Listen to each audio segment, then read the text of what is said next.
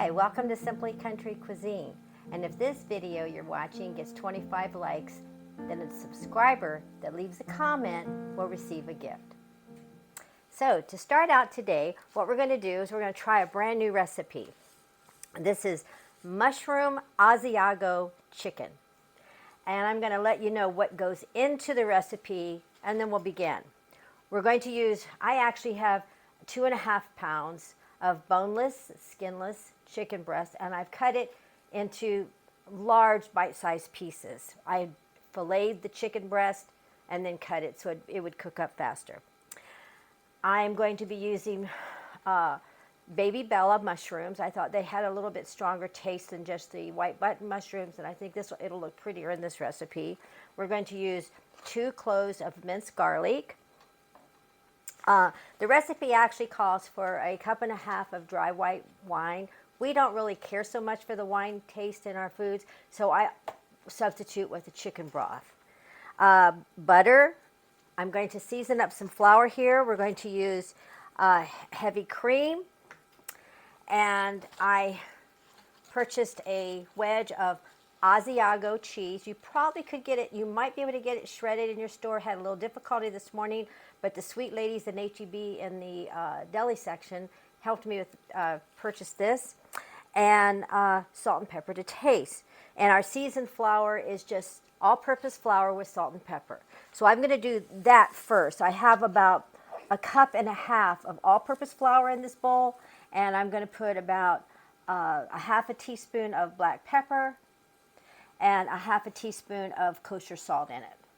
And that's going to season up our chicken bites. You could do this in a smaller portion. Maybe for 4 people, you would like to do maybe 1 pound of chicken breast. I always try to cook a little bit extra because I usually feed 4, and then we take some to my mom who lives alone, and that way she'll have a little sample of this too. Now while my skillet is heating up, I've already brought my water to the boil. I'm going to cook 1 pound of thin spaghetti. I've seasoned the water up already.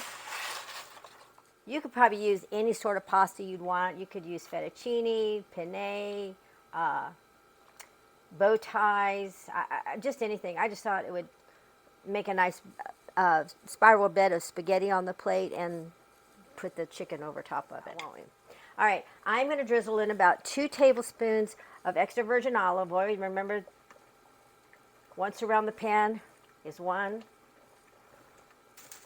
2. And I'm going to add about 2 tablespoons of butter. And we'll get this bubbling up here and get it nice and hot. I have a plate on my warmer burner in the back because after I brown the chicken on both sides, I'm going to take it out and put it on that plate and keep it hot while I make the sauce. I'm going to dredge the chicken in the seasoned flour.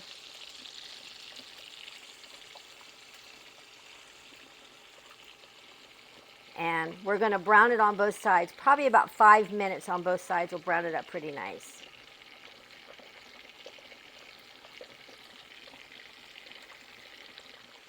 So if you can leave in the comments below where you're from, kind of share a little bit of what you're doing this summer. We live in Texas, and it's really, really, really hot right now. I'm kind of thinking it's really hot all over the United States.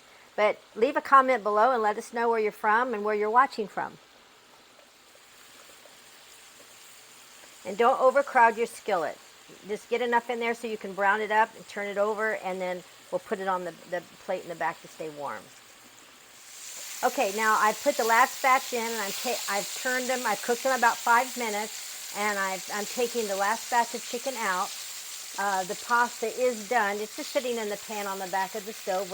I put about 2 tablespoons of butter in it to keep it from sticking. Now what we're going to do now is we're going to throw the garlic and the mushrooms in. Start with the mushrooms first. And don't salt your mushrooms when you put them in. Salt, remember, salt will bring the liquid out. It'll make your mushrooms watery. And we'll start with the mushrooms. We'll work on browning them up a little bit in this. You might have to drizzle a little bit more olive oil in. I put about a tablespoon in. And we'll cook these up. And we're going to scrape up all those nice, tasty brown bits at the bottom. We're going to cook these so they brown up, and we'll add the garlic in. I'm just kind of breaking some of them. They're huge. They're baby bellows, but they're huge. All right, and I'm going to add my 2 cloves of minced garlic. And we're going to cook this up, and then we'll add our liquids in. Okay, I've got this beautifully browned, and I'm going to add the 1.5 cups of the chicken broth and a couple sprigs of thyme. You can get it in your produce section, unless you grow it. I don't seem to grow things very well. I start out good intentions, but I just got a pack of thyme, and I'm going to start. Now, when I'm doing the thyme, what I want to do is pull the leaves back and kind of strip the stem a little bit. I'm going to try to keep the stem out of it. And we'll cook this up. I'm going to kind of deglaze the pan a little bit. And then we're going to add our chicken back in here and flavor our chicken up in this delicious sauce. Make sure you get all those little delicious crispies off the bottom of your pan. You want that inside your sauce, because that's where a lot of your flavor is. All right, I'm going to carefully add this chicken back in now. The chicken is done. We're just going to flavor it up with the sauce, the mushrooms, the thyme, the garlic. And I have all my chicken in here. I've turned my oven down to about a notch or 2 above low, and I'm going to put a lid on it and simmer it for about 15 or 20 minutes. Now we have sauteed the chicken breast back into the sauce. Now we're going to take it out again and set the chicken on the plate and let it just stay on the warming plate.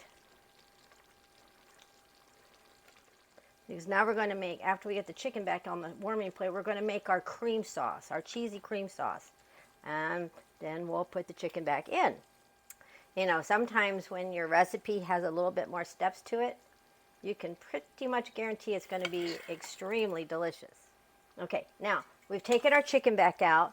Now we've got a 1/2 cup of heavy cream. We're going to add this into our pan. Now, this is one of my favorite little spatulas. It really cleans out. If you comment on this video, I will put you in for a drawing to win one of these spatulas. All right, now we're heated that cream through. And now Asiago is kind of a sharp cheese. If you don't care for it as sharp, take it down to 1/4 cup. The recipe calls for 1/3. We like sharp cheese, so I did a 1/2 cup. We're going to sprinkle that in, and we're going to melt this first before we put the chicken back in. And we have enough flour off of the chicken that it's going to reduce. We want it to reduce naturally. And that melted very, very quickly. Now the chicken is going to go back into the pan. I'm trying to slide it in because I want all of these juices in.